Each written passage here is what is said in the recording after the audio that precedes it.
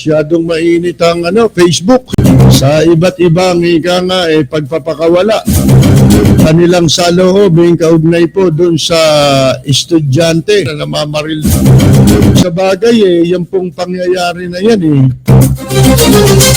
Yan yung matagal na nating pinangangambahan. Yung pagbagsak ng moral values. Dahil po yung sistema ng ating edukasyon, ngayon napakalaki na ng pagkakaiba noon kaysa ngayon. Dapat natin tignan saan nagkulang. Paano natin itatama yung mali? Yung sinasabi natin, paano ka ngayon magsasalita nang meron kang moral authority o moral ascendancy na na pagsabihan mo yung bata o kaya kung sino man ang gusto mong patungkulan doon, kung ikaw mismo ginagawa mo yan sa ibang issue. Halimbawa, sa politika.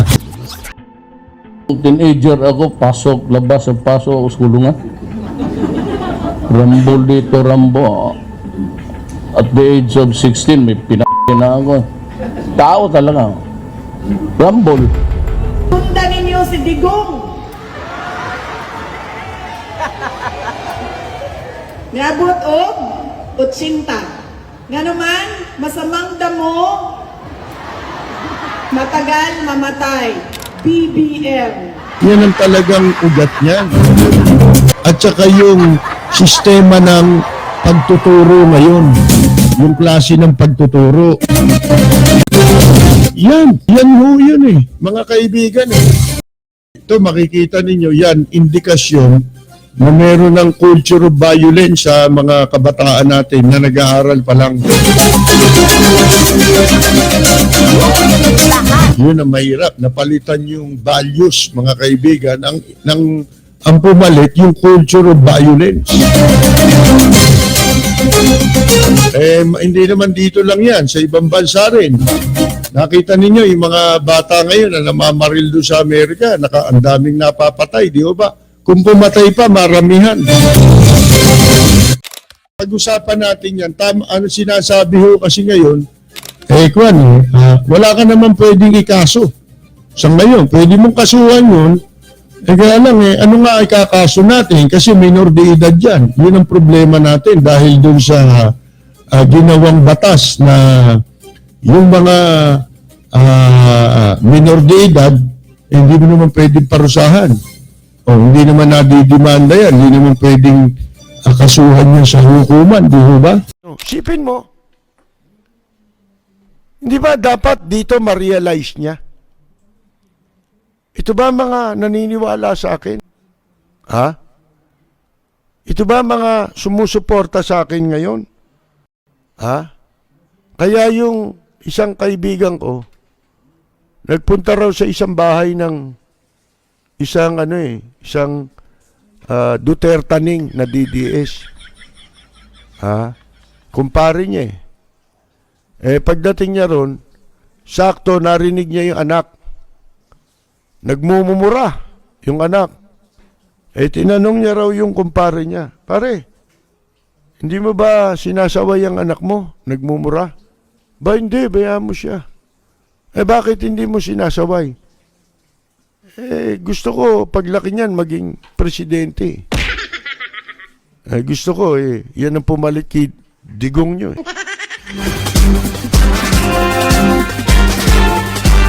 Sipin mo, tutularan ka. Ha? At ang pagtutularan sa iyo masama. Mga kaibigan, di ba dapat napapahiya kayo? Bagay, wala na kayo noon, no? Wala na yata. Ha? Kaya lahat na nakapaligid sa inyo, puro bastos Di ba yan? Sila Roque, sina Panelo, Kupanelo, Kupal, ha? Mga kaibigan. Mga bastos yan Mukha pa lang, bastos na Alam nyo, kayo kung ipagtatayo ng rebulto pare-pareho, pagdating ng araw, maubos ang simento Mukha pa lang yun, ha? Sa mukha pa lang, sa kapal ng mukha nitong mga to, mga kaibigan. Truck-truck na simento kailangan para mabuo yung mukha eh. Sa kapal. Oh. Magre-reflect yan eh. Alam nyo, sino ba lumalang sa tao? Di ba Diyos? Di ba? Eh yun ang sinasabi sa Biblia eh. Mga kaibigan, ang walang hiyang anak, ang masamang anak, kahihiyan yan ng magulang. Sipin mo yan. Ha? Ang mabuting anak, ibig sabihin, karangalan yun, di ba? Eh ito, kararangal mo bang magkaroon ka ng ganitong anak? Ngayon, eto nga ho, itong bata, no? Eh, supporter ka pala ni Digong nyo. Isipin mo ha, yung sobrang paghanga, di ba? Yung maling sobrang paghanga. Ano palagay mo sa mukha ni Presidente Digong nyo? Kamukha ni Brad Pitt? Ha? Ni Brad Pitt? Ano? Si Brad Pitt, di ba? Kasi ano iniidolo, nakita ninyo? Ina-idolize. Ha? Yung mga mali na pinaggagawa. Hinahangaan yung ganong klase. Ginagaya ngayon. Oh, mga kaibigan, di ho ba? Magbawas kayo ng kahihiyan dyan sa paaralan ninyo.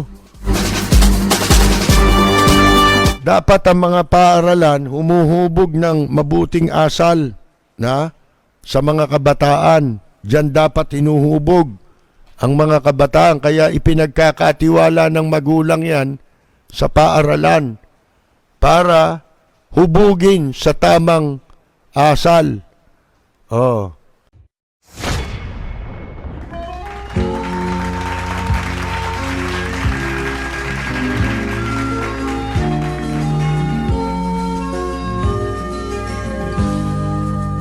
Bayan ko ay isa ang lahi, dito'y wala ang pagkukunwari. Hindi padadaig, sadyang kilala sa daigdig, may pagkakaisa sa bawat nais. Ang bayan ko'y punong-puno ng yaman, bakit ito'y kailangan pang iwanan? Hindi nga ba't anong sarap mabuhay ng buong ganap? Sa bayan mo, sumapit man yaong wakas. Dito sa bayan ko, lahat kami pantay-pantay. Walang nang aapit, ang pag-ibig ay tunay. Dito sa bayan ko, dito'y makikilala mo ang isang kaibigang nagmamahal sa'yo.